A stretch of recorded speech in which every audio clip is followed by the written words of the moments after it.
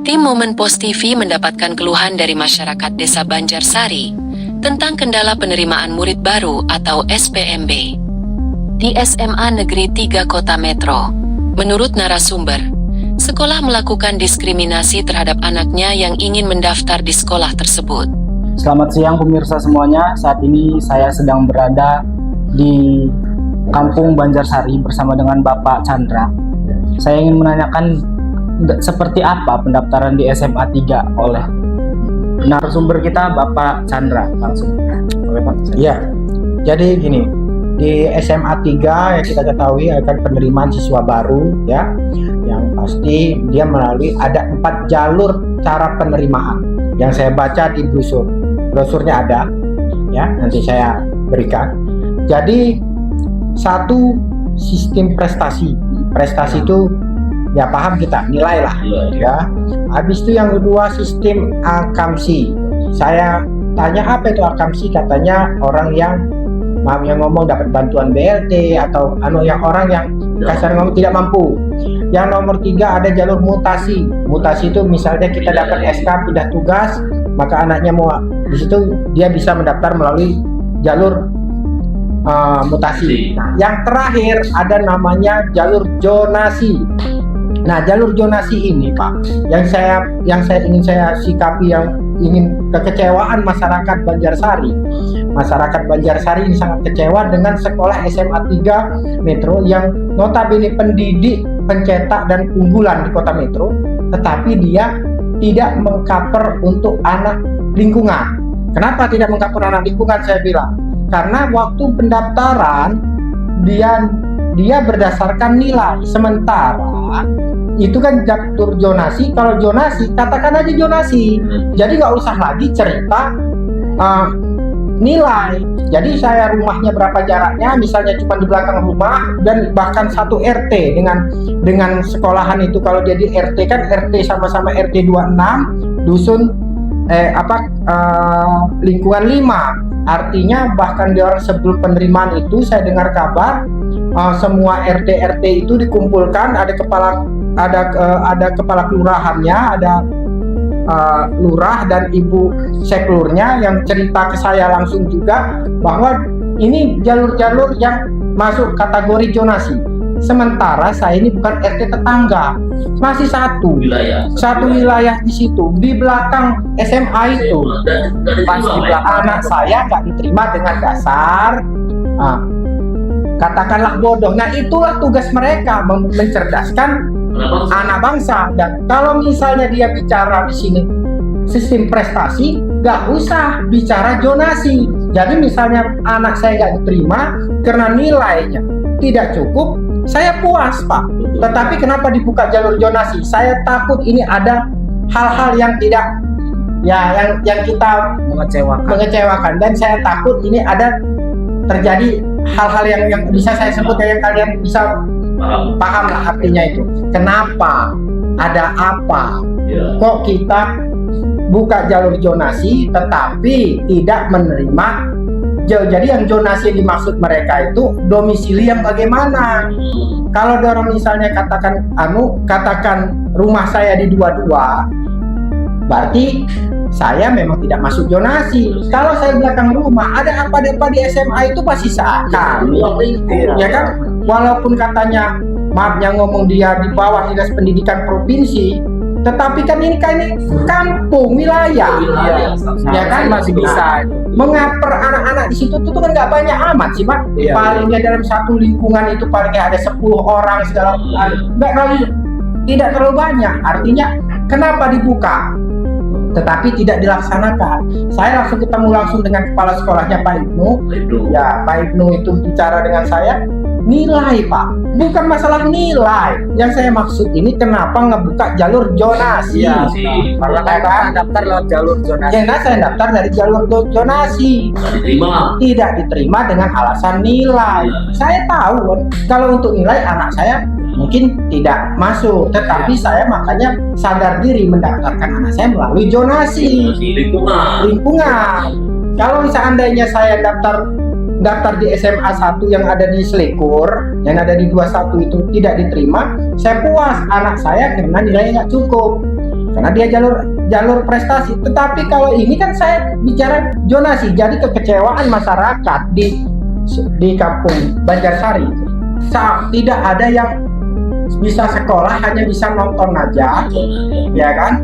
Sementara saya dapat informasi, tetapi ini dari Ibu Lurah itu sendiri ngomong sama saya, banyak bahkan katanya ponakan dia sendiri pun tidak bisa masuk di sini, tidak bisa diterima Pak, karena alasan nilai. Saya masih mempertanyakan lagi masalah zonasi, ujung-ujungnya dia ngomong banyak warga dari luar metro meminta pindah domisili ke metro untuk mendaftar sekolah di situ. Nah, saya minta untuk yang terkait Dinas Pendidikan provinsi, ya tolonglah dievaluasi. Jadi jangan melukai hati masyarakat.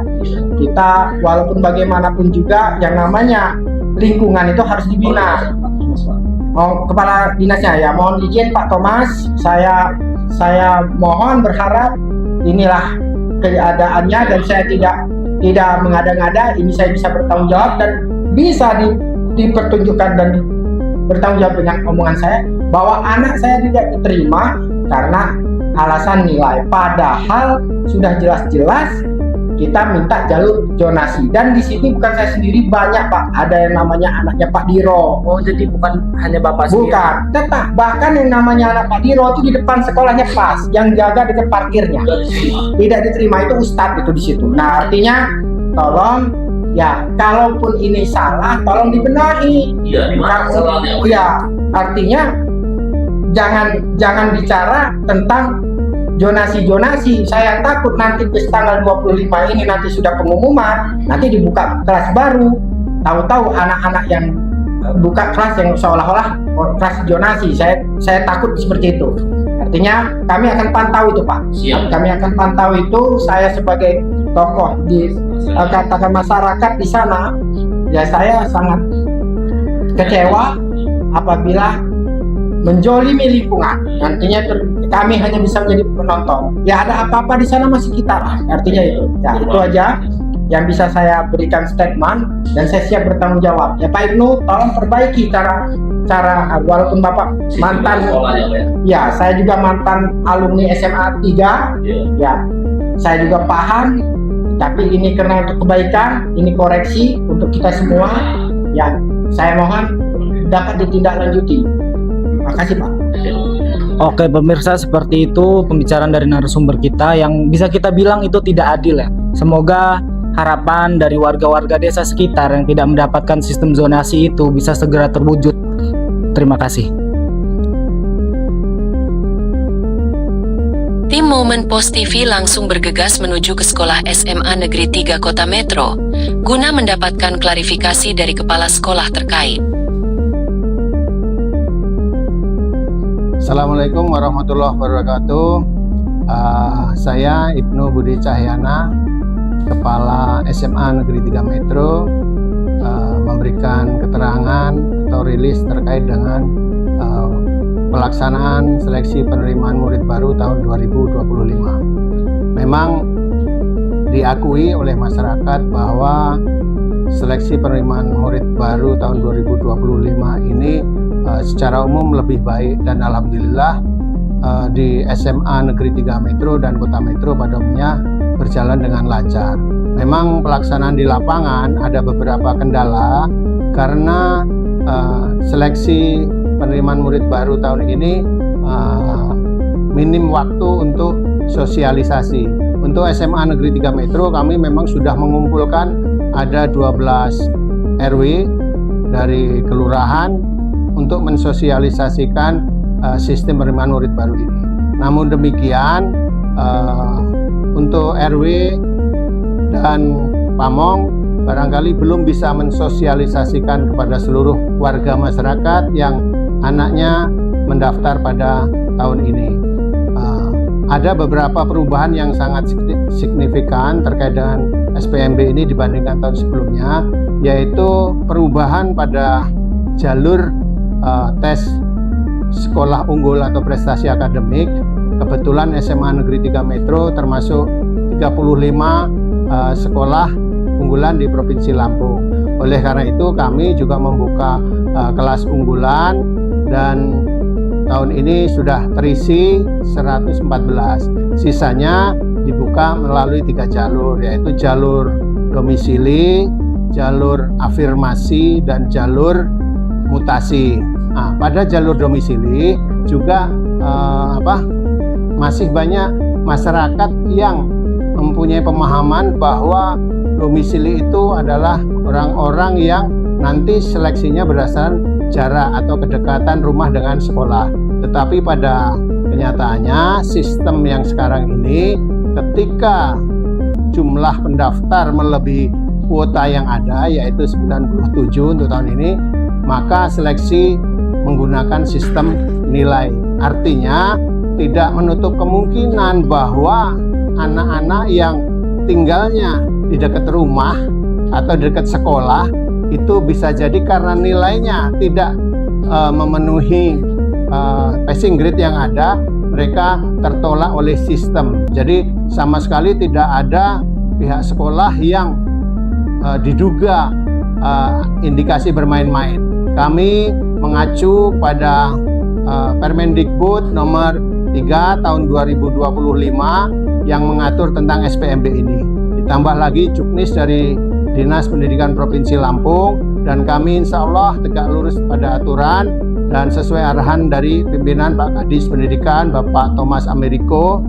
Insya Allah kami di lapangan beserta seluruh teman-teman panitia akan melaksanakan SPMB dari mulai pendaftaran, verifikasi faktual sampai pengumuman ini untuk sesuai dengan juknis. Nah, oleh karena itu kalau ada isu-isu miring di lapangan, mohon dapat disikapi dengan bijak karena masih minimnya literasi tentang SPMB. Mohon dimaklumi karena ini adalah hal yang baru. Namanya hal yang baru pasti ada pro dan kontra. Tapi yakinlah bahwa SPMB tahun ini sudah merupakan akomodasi atau mengakomodir beberapa kendala-kendala yang kemarin masih hanya mengacu pada jarak, sehingga anak-anak yang berprestasi, yang mempunyai nilai tinggi kurang mendapat tempat. Nah, oleh karena itu saya mengajak pada semua pihak, mari berpikir dengan jernih bahwa SPMB tahun ini insya Allah lebih baik, dan ke depan para masyarakat atau orang tua yang memiliki anak-anak untuk masuk usia sekolah bisa mendampingi putra-putrinya untuk belajar lebih baik sehingga memiliki nilai yang baik. Dan harapan ke depan, orang tua sudah mulai belajar tahu bahwa kalau masuk sekolah A nilai terendahnya sekian, nilai sekolah B nilai terendahnya sekian, sehingga tidak ada lagi bahasa bahwa sekolah ini diskriminasi, tetangga tidak diterima, orang yang di luar sana jauh diterima. Jadi sekali lagi kita mengajak pada semua pihak untuk berpikir secara positif. Saya kira itu saja yang bisa saya sampaikan. Sekali lagi mohon maaf pada orang tua yang mungkin kecewa karena untuk tahun ini anaknya belum bisa diterima. Terima kasih. Assalamualaikum warahmatullahi wabarakatuh.